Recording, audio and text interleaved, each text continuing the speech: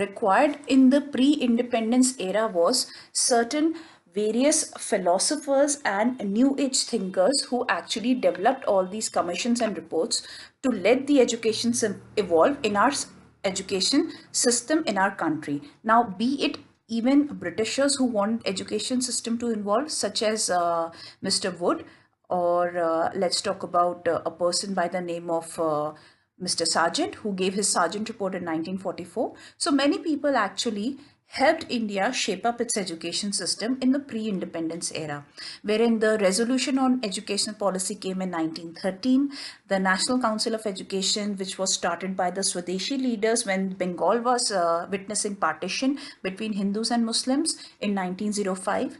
Then came the Sadler Commission, the famous Sadler Commission, because of which we saw the inception of Central Advisory Board on Education also.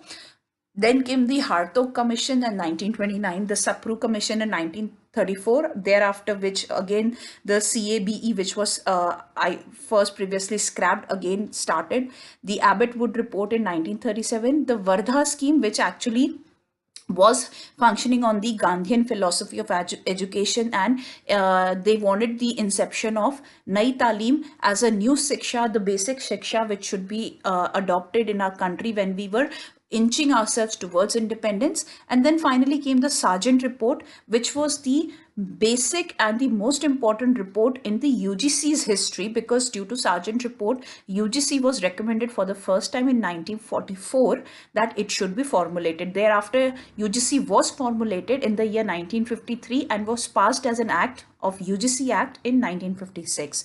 So that is why these commissions and reports which came up in the pre-independence era are very much important, and I would like you to actually have a list of them from write it down in your registers from this particular video, and you would be able to actually on the day of your examination revise them at a stretch, that what so exactly happened in our education system over the time period. Now let's start off this particular concept, the evolution of higher education system. Now, even before India was independent in 1947, and even before the time the Britishers came to India through East India Company, there was a time wherein education system was existing in our country by the name of education in Vedic age. Through the four Vedas, the Brahmanas, the Upanishads, and the Puranas, the mankind knowledge was provided to each and every citizen whosoever wanted to gain knowledge through our rishis and the Brahmins, through the Vedas, through the Puranas and Upanishads. That was the start of education in our country, in our Indian higher education system, which was known as the education Vedic age. Thereafter came the Gupta period, wherein we saw three major universities coming up for the first time. There was the Nalanda University, which is now famous as Nalanda International University. When in Gupta period Nalanda came into existence, it was teaching all kinds of branches possible for knowledge extension to our mankind. Then the second institution came in Gupta period was Takshila, that is the study of medicine which was happening in Takshila in the Gupta era.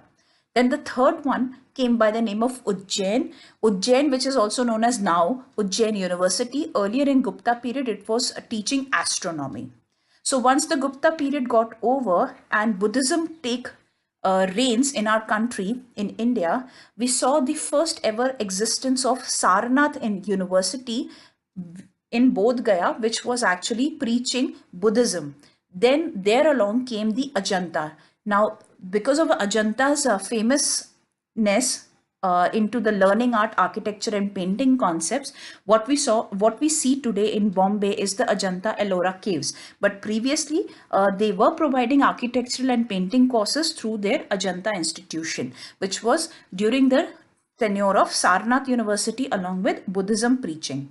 Thereafter came a very grand era and a longest educational era in the old India before Britishers came into India, was the Mughal education system in our country. They for the first time had primary and secondary schools. They also had colleges. Many of their colleges were opened in Fatehpur Sikri near Agra in Uttar Pradesh.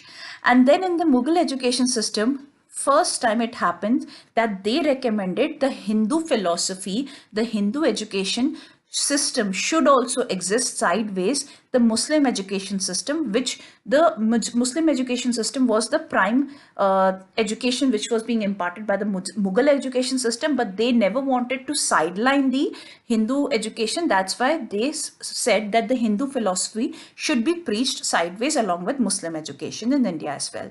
And what about Nalanda International University today, which was opened in Gupta period, is that since 2006, Singapore, China, India and Japan restored this Nalanda of Gupta dynasty, and today you know that Gupta Nalanda University by the name of Nalanda International University since 2010.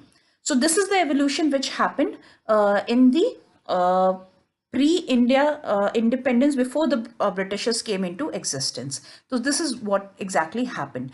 Now, for the modern education system, which was again pre-independence, I would be following with you all within the next video, wherein we'll discuss all the charters and the acts and all the commissions with along with all the submissions they made in their reports in my next video in this series. Hope to see you in the next video as well. Wish you all the very best. Do keep in touch. Take care.